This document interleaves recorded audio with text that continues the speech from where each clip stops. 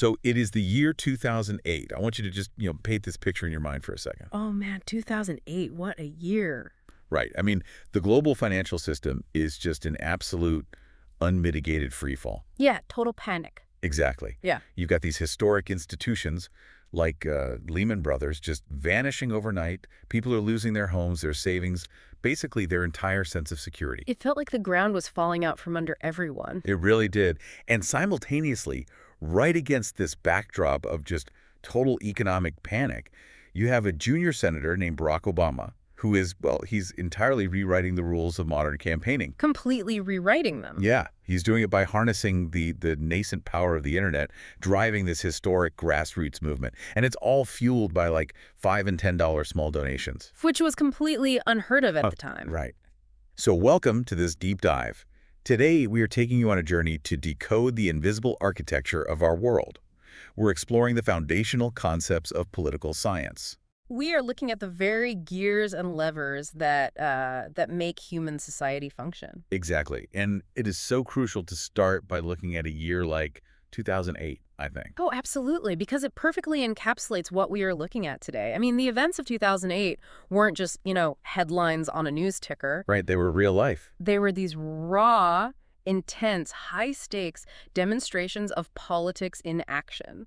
And what's really fascinating here is that we often think of politics as just elections, right? Yeah, like debates on television or dry legislative maneuvering, that kind of thing. Exactly. But politics, at its absolute core, is the alternative to revolution. Oh, wow. Put a pin in that. The alternative to revolution. That really is. It is the alternative to violence. It's the system we use to decide who gets what, when, and how without, resorting to just destroying each other. Which is exactly why this deep dive matters so much for you, the listener.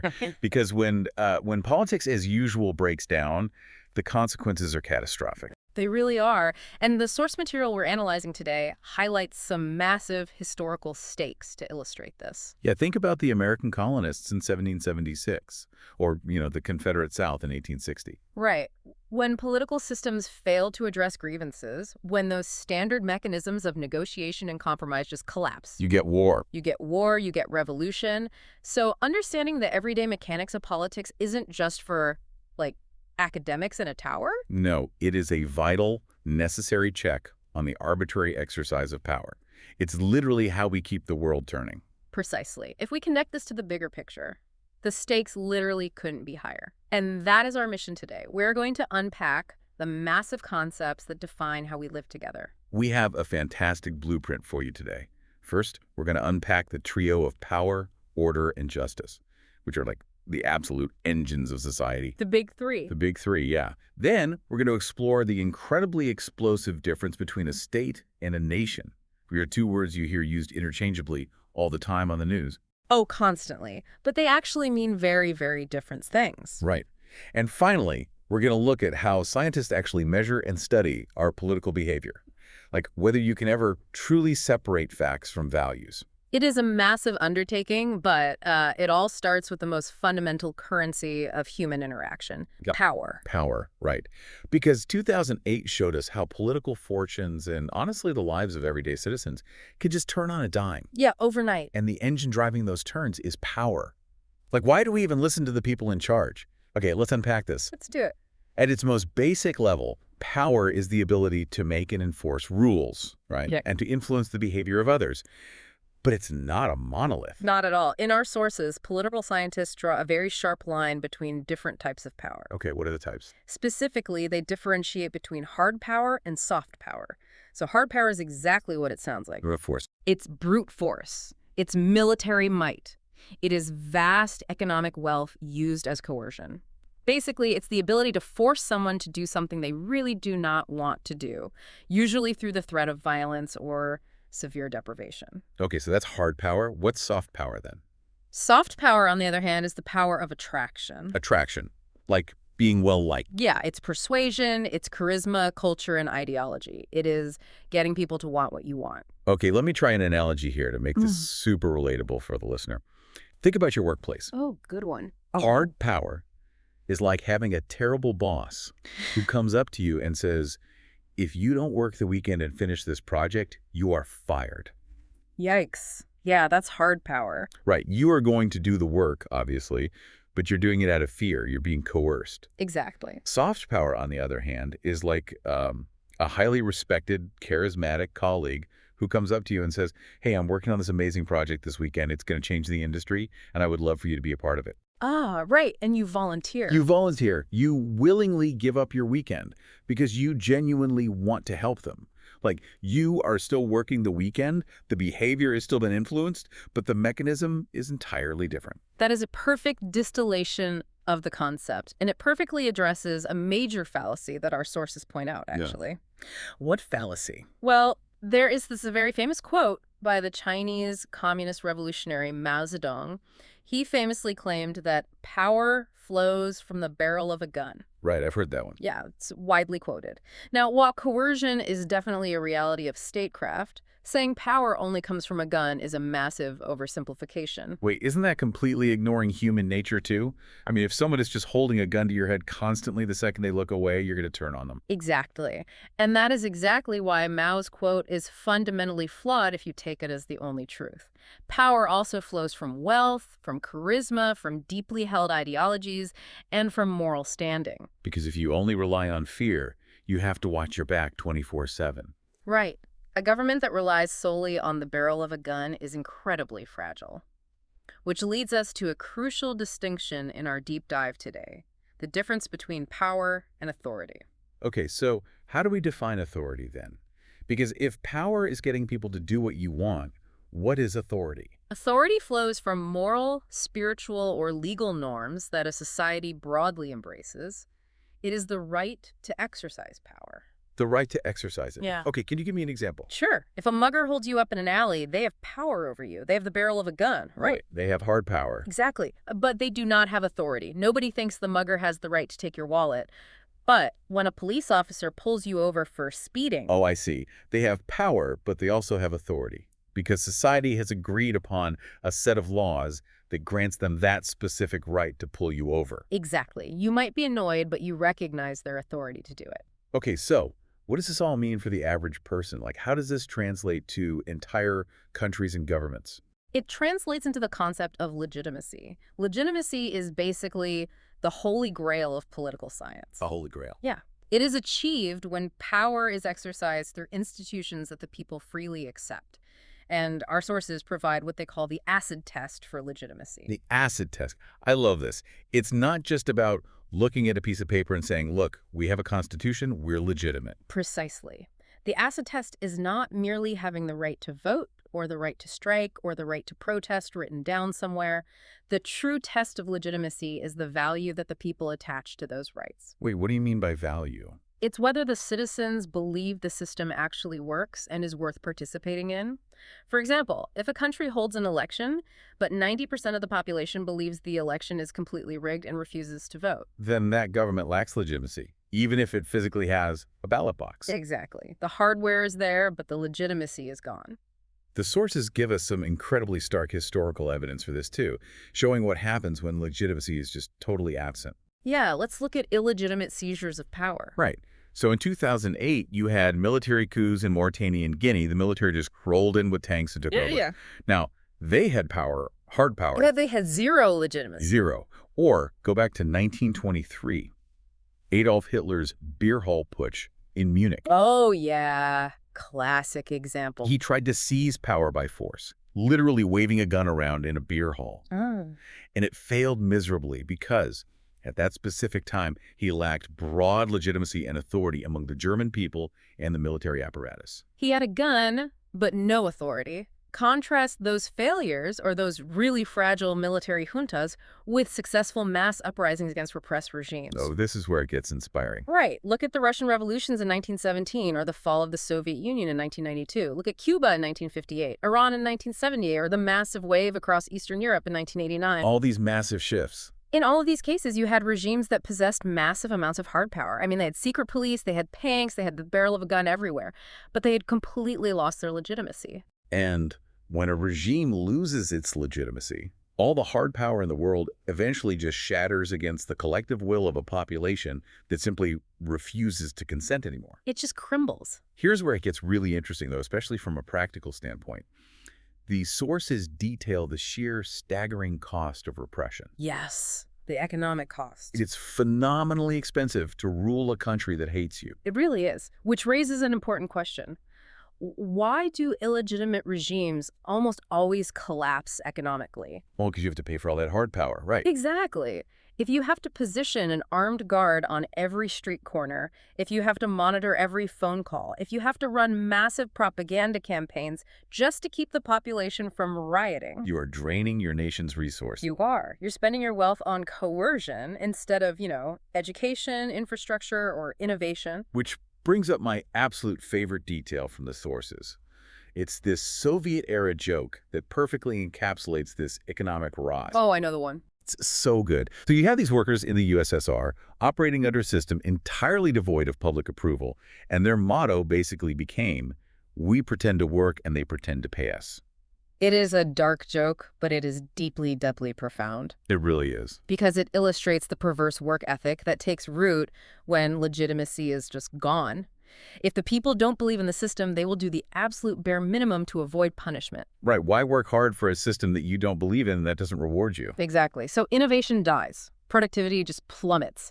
And ultimately, that economic stagnation driven by a total lack of legitimacy is what brought down the Berlin Wall. It wasn't just a victory of Western ideals. It was the sheer bankruptcy of trying to maintain order without consent. Bingo. Okay, so if legitimacy is the fuel that keeps a society running smoothly without, bankrupting itself on secret police, what is the actual engine? Like, once a leader or a government achieves that legitimate authority, what happens next? Well, when legitimate authority is achieved, it crystallizes into our next core concept, which is order. Order. Okay, let's define order. Because to you and me, order might just mean having a clean desk. Right, or alphabetizing your books. Exactly. But in political science, it's the architecture of society. Order looks like structures, rules, and procedures. And ideally, these structures are aimed at promoting liberty, equality, prosperity, and security.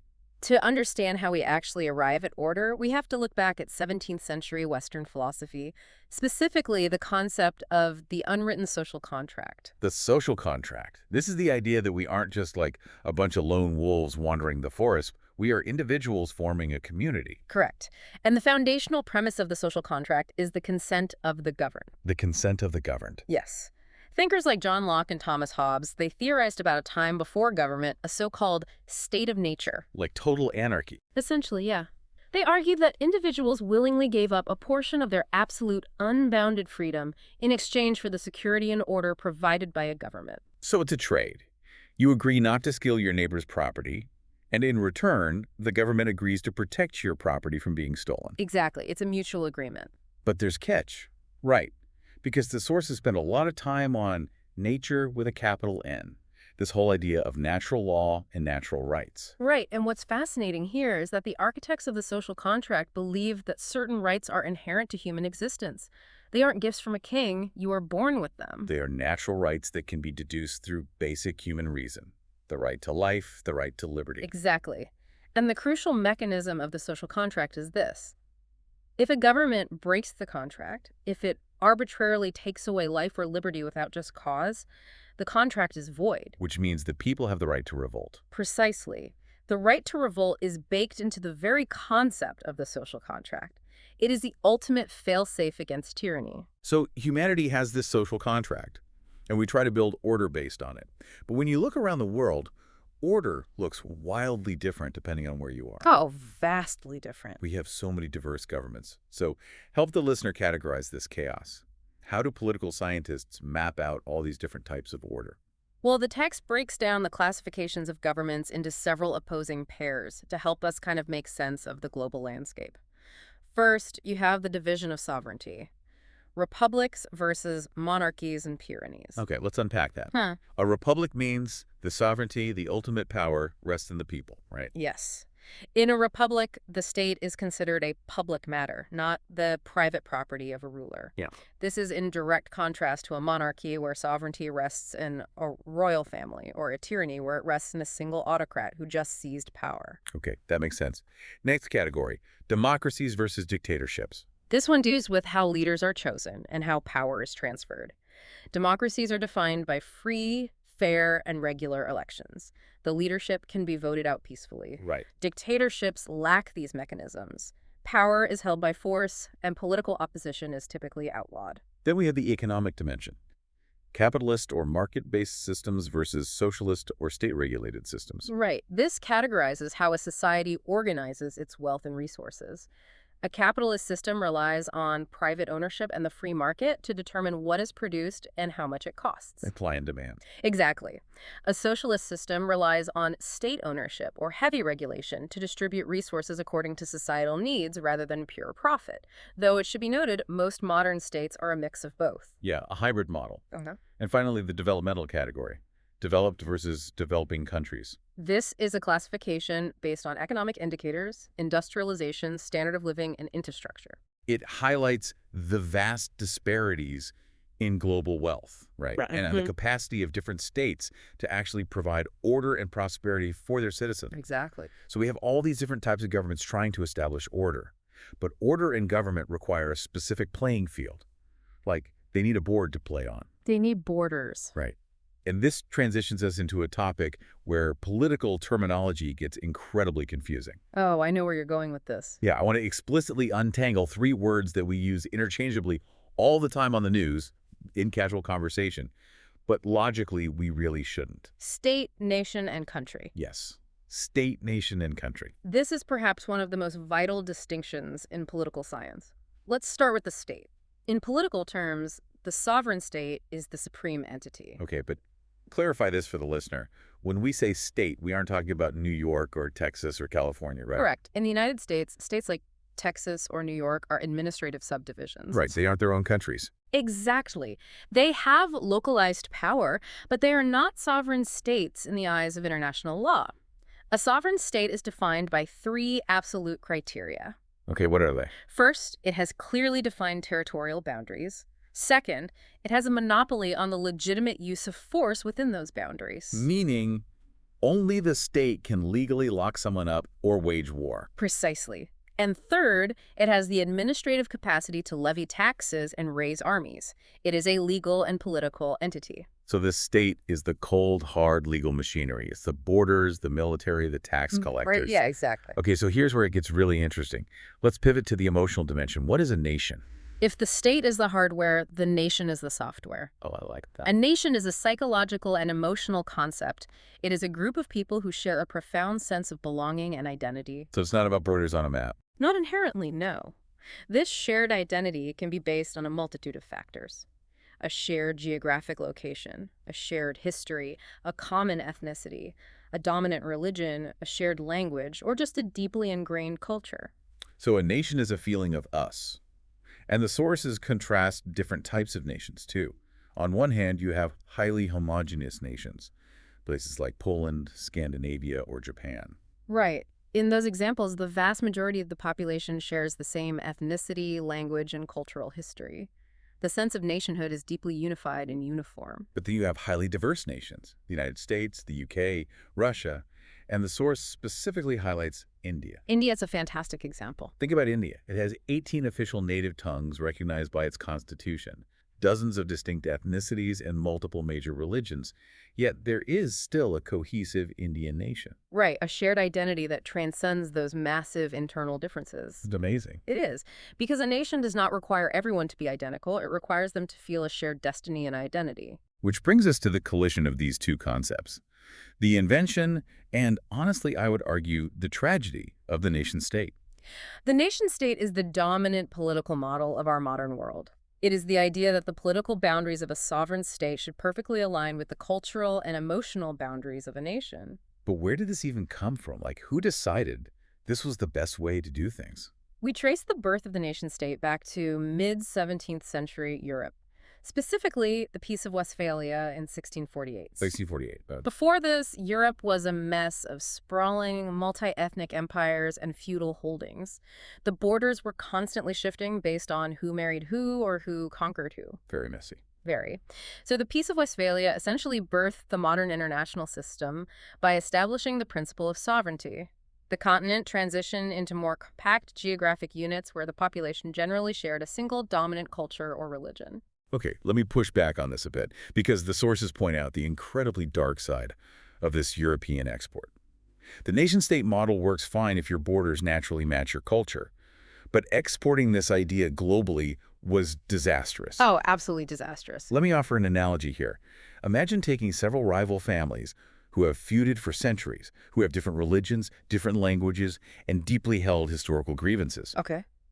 Now, imagine a powerful landlord comes along, locks all these rival families inside a single house, draws a line around the property, and tells them, "Congratulations, you are now one single unified household. You have to share a bank account and vote on who gets to be the head of the house." Oh, boy. It's going to be a bloodbath. That is a brutally accurate analogy for the fallout of post-WWII decolonization. Right.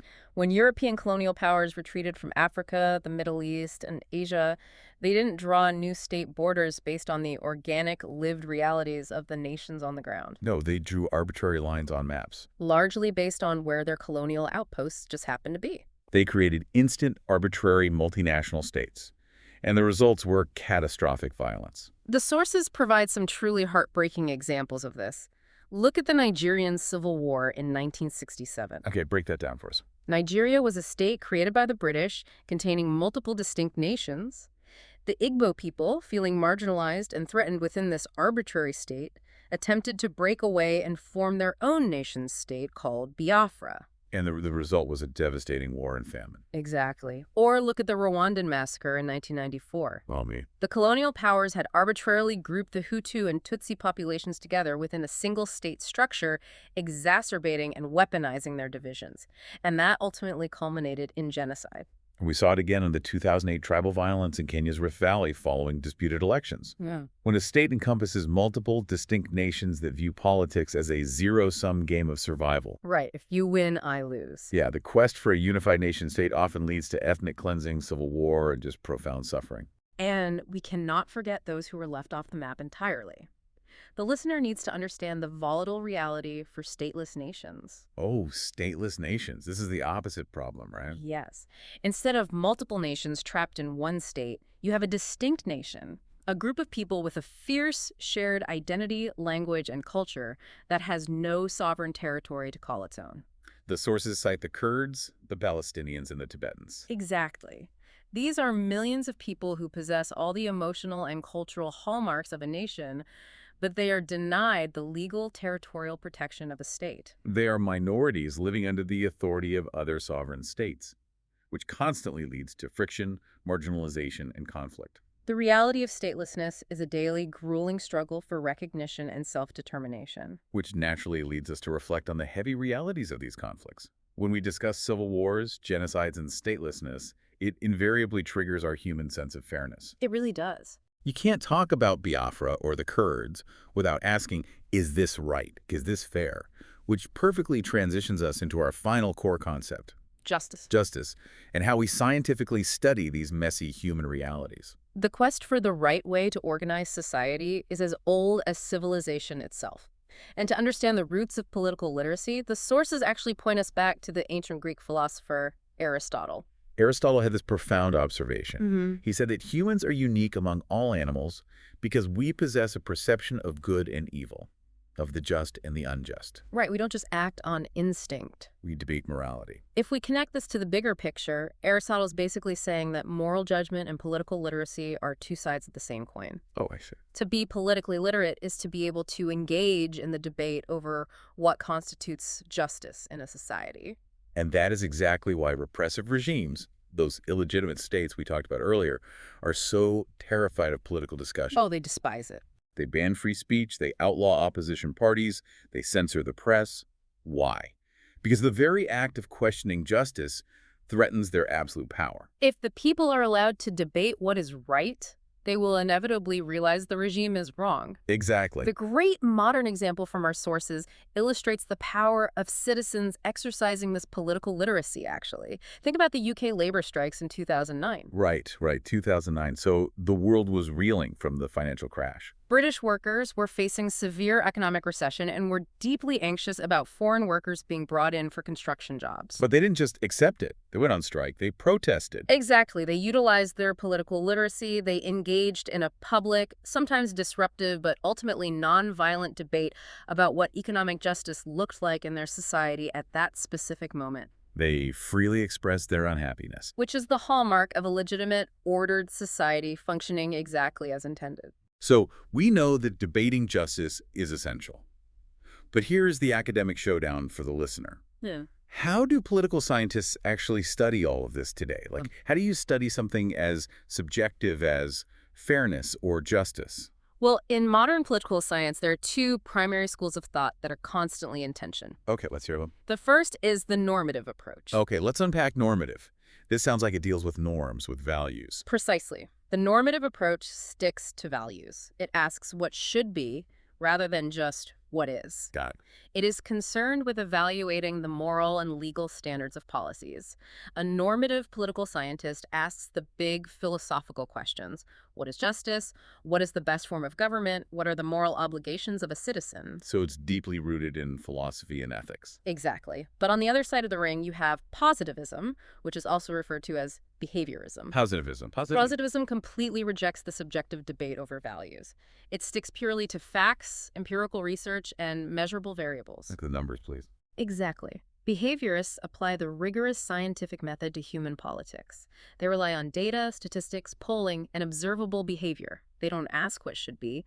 They only measure what actually happens. Okay, to ground this in reality for the listener, let's look at a specific, fascinating behavioral study from the text. This perfectly shows how positivism works in the real world. Let's do it. For years and years, there was an established fact in political science regarding voter turnout in the United States. The conventional wisdom dictated that high voter turnout overwhelmingly favored Democrats. Right. The underlying assumption was based on socioeconomic status. Okay. The theory held that wealthier, highly educated individuals who historically leaned Republican voted consistently in every single election. They always show up. Right. Therefore, if voter turnout was low, it was just the reliable Republican base showing up. But if turnout was massive, it meant that lower income, marginalized, and younger voters, who generally lean Democratic, were finally showing up to the polls, resulting in a Democratic sweep. It makes perfect logical sense. But here's where it gets really interesting. A major empirical study conducted in 1996 completely shattered this assumption for post-1964 elections. The behaviorists dug into the hard data, looking at decades of election results, demographic shifts, and polling numbers. And they proved that the old normative assumption was completely invalid in the modern era. But why? What changed after 1964? Don't just tell me the rule broke. Explain to the listener why it broke. It broke because of two massive shifts in voter behavior. First, the massive rise of independent voters. Okay. After the Civil Rights era and the political realignments of the 1960s, voters became much less strictly tied to party machinery. They weren't just voting down the party line automatically. Right. Second, the phenomenon of ticket splitting. Ticket splitting, that's when you go into the voting booth and vote for a Republican for president, but a Democrat for your local Senate seat. Right. Exactly. You split your vote. The 1996 study revealed that the electorate had become highly volatile. New voters brought to the polls by high turnout events weren't just reliable Democrats anymore. They were independents? They were unpredictable, and they split their tickets. This had massive real-world policy implications. I mean, the sources point to the 1993 Motor Voter Bill. Oh, the Motor Voter Bill. Yeah. Yes. So that bill was designed to make it infinitely easier for citizens to register to vote, often when they got their driver's licenses. Right. Democrats championed it, assuming that lowering the barrier to entry would flood the voter rolls with their supporters. And Republicans fought it tooth and nail for the exact same reason. But the positivist data from the 1996 study show they were both acting on totally outdated assumptions. Pushing turnout higher didn't guarantee a partisan victory for either side anymore. The data complicated the entire narrative. It really did, and this perfectly highlights the enduring tension in how we study politics. Can you ever truly separate facts from values? I don't think you can. I mean, if you only look at the data, you become a robot. But if you only look at values, you're just a philosopher in a tower, disconnected from reality. The text concludes that both approaches are necessary.